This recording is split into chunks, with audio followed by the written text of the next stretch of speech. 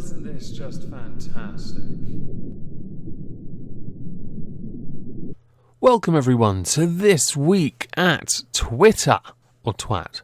Today we have 7 subjects I'd like to go through.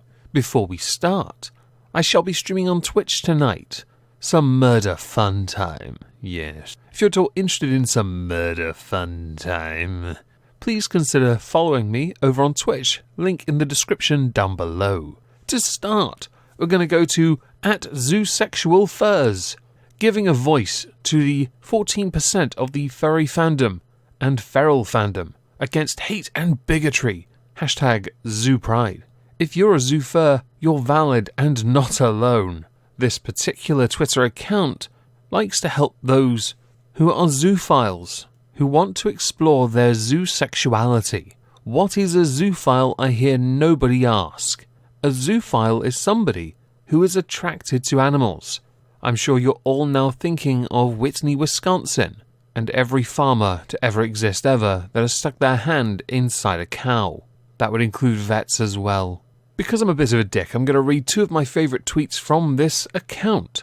First, being a zoophile is truly a blessing. There's absolutely nothing wrong with not being a zoo, but as a zoo that accepts himself, I have found love, companionship, loyalty, and a huge community of awesome people. I am proud of being #ZooSexual, #ZooPride, #ZooPositivity, and my second favourite tweet, earphone warning if the claps bother you, but then again this Twitter account is pretty clapped. Interspecies romance is beautiful and should be cherished.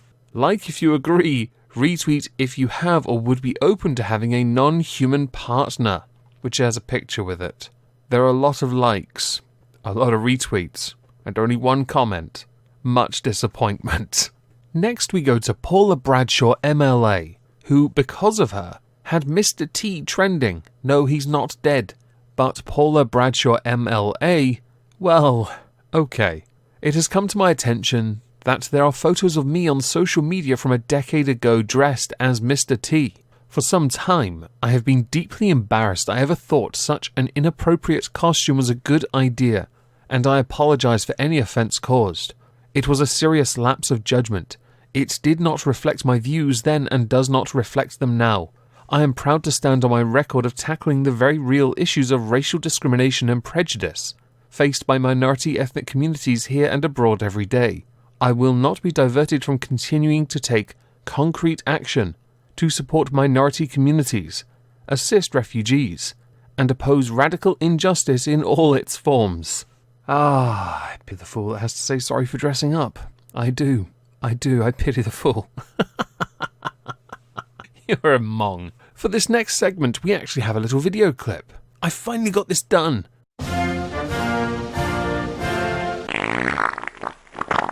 And this week, Americans have, because of craft, pumpkin-spiced mac and cheese. Take a deep breath, everyone. We will get through this. Macaroni cheese is my very favourite meal. I don't have it very often anymore, but it is that one meal I know if I go to, I'm going to be happy. And you have defiled it, like grunge did the metal. It is a besmirchment. Is that a word? You have besmirched macaroni cheese by turning it into mac and cheese. Would you have then besmirched something that's already besmirched by adding pumpkin spice to it? Does that mean 2 negatives make a positive at this point? Next we go to THR International. Olivia Munn is attached to play the lead in Aleppo, a Syrian refugee drama from Milu Entertainment. This got people a little irked, because it did get easily misinterpreted. It implied that she herself would be playing a Syrian refugee, which was where the mistake was made. The article linked points out she's actually portraying a UN journalist and the refugee will be a boy, as they try and escape the city of Aleppo in Syria. Yes, but many jumped on the gun on this one, and I thought I'd just point at it and say, how about you bother to go and read the article first, before jumping to conclusions about racial representation in movies. We have enough of those issues at the moment. Seriously, this one was rather amusing. Next we go to the police, more notably The police for Hackney, that is the constituency of Diane Abbott, who sadly lost a police officer last week, with them tweeting, "Today we lost one of our own, a selfless man who came to work to keep those in his custody safe and looked after. Sadly, that was to be his last. Rest in peace, the thin blue line just got thinner. You will be missed by all those who worked with you and those that took the same oath as you." This is the image. It has irked quite a lot of people, because to them, and I can see what they mean, fully, they consider this thin blue line in this context of this image to be a very fascist symbol. I'm not overly fond of this idea that as the years go by and more symbols are co-opted, it will become less and less possible to honour somebody with something as, I'll be honest, initially to me, arbitrary and respectful as this, for it to then be found out to be an implier of fascism. Right. Cool story, bro? One of my favourite arguments I noticed during the week concerned Adonis Paul, Plastic Bagel, and Sinatra, concerning a very short video that I'm not going to play because seriously, but I'll link the tweet down below if you want to go and see the video. The video in question concerns protesters in the middle of the road practicing their First Amendment, as quoted in the tweets.